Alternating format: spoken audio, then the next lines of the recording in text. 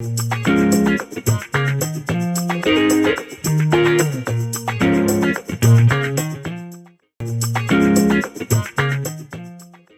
m'appelle Alexei, 8 ans. Une fois rien, ce n'est rien. 2 fois rien, ce n'est pas beaucoup. Mais pour 3 fois rien, on peut déjà ajouter quelque chose. Et pour pas cher. Être raisonnable en toutes circonstances, il faut être fou. S'il y avait moins de monde dans la foule, il y aurait plus de place pour chacun.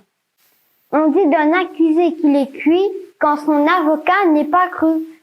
Qui veut noyer son chien l'accuse de la rage. Tous les hommes naissent comédiens, sauf quelques acteurs. Bonjour, je m'appelle Alicia. J'ai 8 ans. La musique adoucit les mœurs, sans qu'on n'a pas de voisins musiciens. Le rire est une chose sérieuse, avec laquelle il ne faut pas plaisanter. Raymond DeVos. Si on peut trouver moins que rien, c'est que rien vaut déjà quelque chose. Raymond DeVos. La vérité n'est jamais amusante. Sans cela, tout le monde la dirait. Michel Audiard. Si tu étais plus belle, je m'en serais déjà lassé. Mais pour le moment, je ne m'y suis pas encore habitué. Dieu a fait l'homme avant la femme, pour lui permettre de placer quelques mots. La seule chose qu'on puisse tenir à une femme, quand elle vous dit « Je serai prête dans 5 minutes », c'est qu'elle parle français. Il y a 2 choses infinies dans ce monde, l'univers et la bêtise humaine. Mais pour l'univers, je n'en suis pas très sûr. Moi, je suis sévère mais juste. Hier soir, je rentre chez moi. Qu'est-ce que j'apprends? J'apprends que le chat a mangé la pâtée du chien.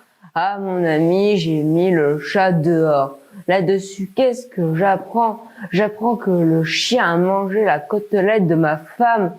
Ah, mon ami, j'ai mis le chien dehors. Là-dessus, qu'est-ce que j'apprends?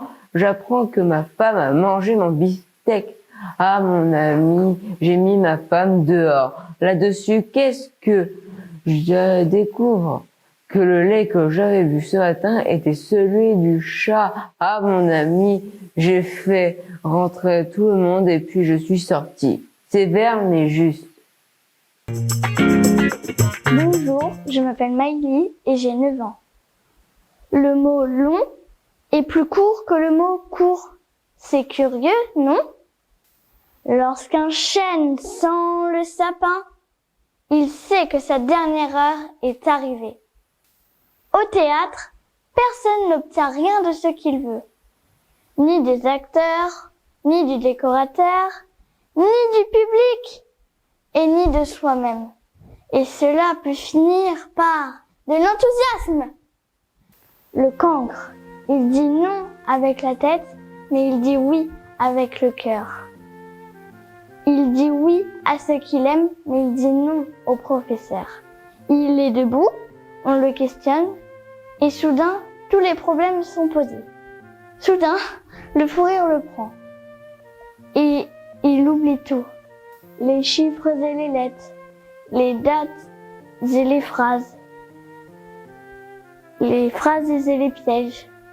Et malgré les menaces du maître, sur les huées des enfants prodiges, avec les craies de toutes les couleurs, sur le tableau noir du malheur, il dessine le visage du bonheur. Le parc-mètre. Le parc-mètre, c'est une tricherie. Vous savez que ça rapporte une fortune au pouvoir public. Une fortune. Je le sais parce que mon voisin s'est fait installer un parc-mètre clandestin devant chez lui. Chaque soir, il va retirer la recette. Il le vit bien. Il s'est même acheté une voiture. Évidemment, il l'a mise devant son parc-mètre.